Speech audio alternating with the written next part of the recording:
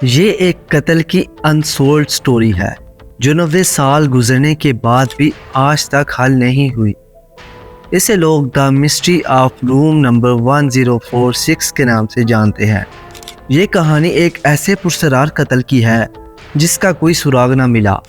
قاتل کا کوئی پتہ نہیں چل سکا کہ ایک بلڈنگ کے تقریباً 8ویں نامے فلور پر موجود روم نمبر 1046 میں ایسا کیا ہوا جس کے پیچھے کی سچائی آج تک سامنے نہیں آئی۔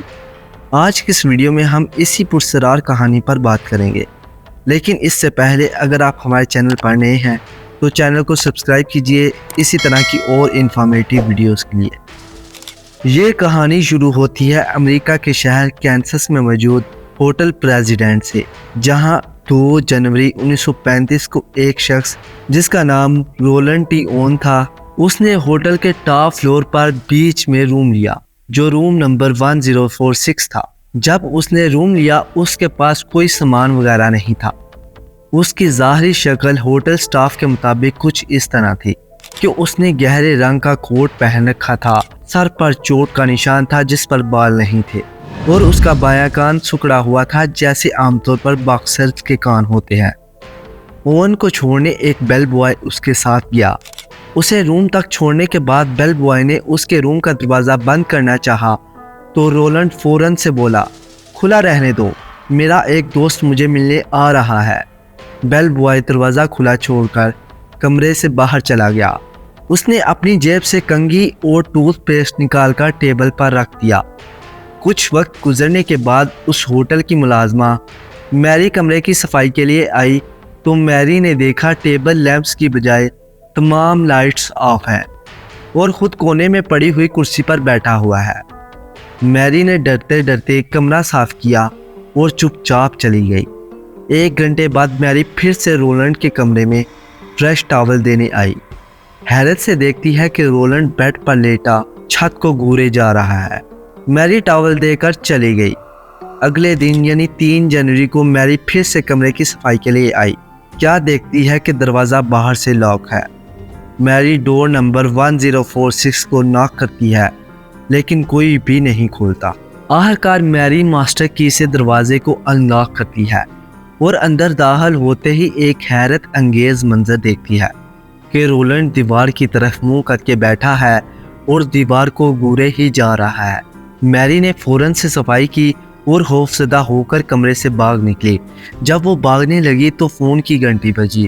فون اٹھاتے ہی رولنڈ نے کہا، ڈون، مجھے بھوک نہیں ہے، میں نے ناشتہ کر لیا ہے، اور پھر سے وہ دیوار کی طرف دیکھنے لگا۔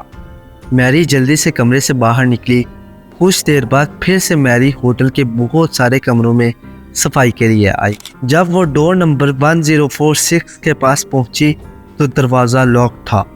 میری نے ناک کیا لیکن اس بار رولنڈ کی جگہ کوئی اور آواز تھی۔ اس نے غصے سے کہا، مجھے صفائی نہیں کرانی۔ میری وہاں سے چلی گئی۔ اگلے دن یعنی 4 جنوری کو ہوٹل کے ٹیکنیکل ڈپارٹمنٹ نے نوٹ کیا کہ روم نمبر 1046 کا فون کنیکشن بند ہے۔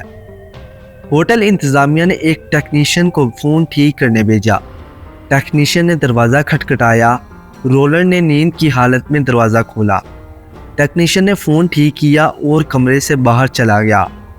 ٹھیک 4 گھنٹے بعد پھر سے روم نمبر 1046 کا فون بند جا رہا تھا۔ دوبارہ اسی ٹیکنیشین کو بھیجا۔ ٹیکنیشین جب دروازے پر پہنچا تو اس نے دیکھا دروازے پر ڈو ناٹ ڈسٹرب کا بورڈ لگا ہوا ہے، لیکن پھر بھی اس نے دروازہ ناک کرنا شروع کر دیا۔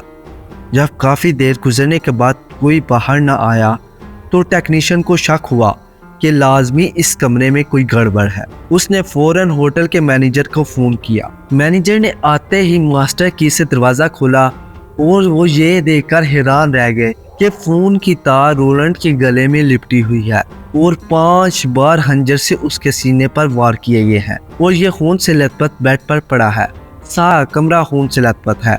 ہوٹل انتظامیہ نے رولنڈ کو فوراً ہاسپٹل روانہ کر دیا۔ پولیس نے جب پوچھا کہ یہ کس نے کیا ہے تو وہ لڑکھڑاتی آواز میں بولا، میں گر گیا تھا۔ اتنا کہنے کے بعد وہ بے ہوش ہو گیا۔ پولیس نے ہوٹل کے روم نمبر 1046 کی تلاشی لی، کوئی بھی سراغ نہ ملا۔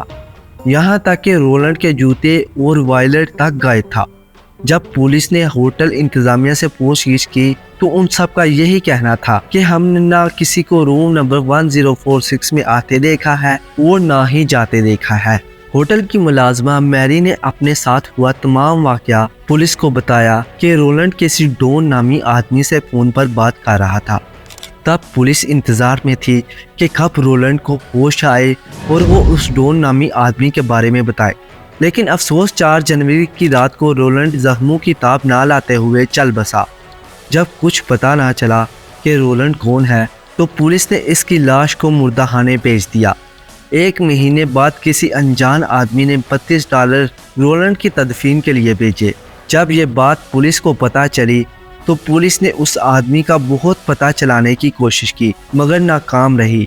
बिल आखिर पुलिस ने ये केस बंद कर दिया। रोलैंड टी ओन की मौत के 1.5 साल बाद पुलिस को एक फ़ोन आया। ये फ़ोन रूबी ओगलेट्री नामी एक खतून का था। उसने रोलैंड के मुतालिक कुछ ऐसा इंकिशाफ किया जिसने इस केस को दोबारा जिंदा कर दिया। उसने कहा कि रूम नंबर 1046 में मरने वाला वो शख्स रोलैंड टी ओन मेरा बेटा है और उसका असल नाम आर्टिमस ओगलेट्री है। उसका ताल्लुक अमेरिका के शहर बर्मिंघम से है। ये 1934 में घर छोड़कर कैलिफोर्निया चला गया था। उस औरत ने यह भी बताया कि एक अनजान आदमी ने फोन करके ये कहा कि आपका बेटा मिस्र में रह रहा है और उसने एक अमीर लड़की से शादी कर ली है और वो अपनी जिंदगी में खुश है और ये सब कुछ उसी ने मुझे आपको बताने को कहा है। ये तमाम इंफॉर्मेशन के बाद केस और भी उलझ गया। पुलिस ये कभी पता ही नहीं चला सकी कि वो डॉन नामी आदमी कौन था और क्यों उसने आर्टिमस ओगलेट्री का बेरहमी से कत्ल किया।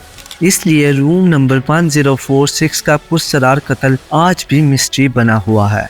दोस्तों, अगर आप ये वीडियो फेसबुक पेज पर देख रहे हैं तो फेसबुक पेज को फॉलो करें और अगर आप ये वीडियो यूट्यूब पर देख रहे हैं तो हमारी आपसे एक दरख्वास्त है, वीडियो को लाइक कीजिए और चैनल को सब्सक्राइब कीजिए इसी तरह की और इन्फॉर्मेटिव वीडियोस के लिए।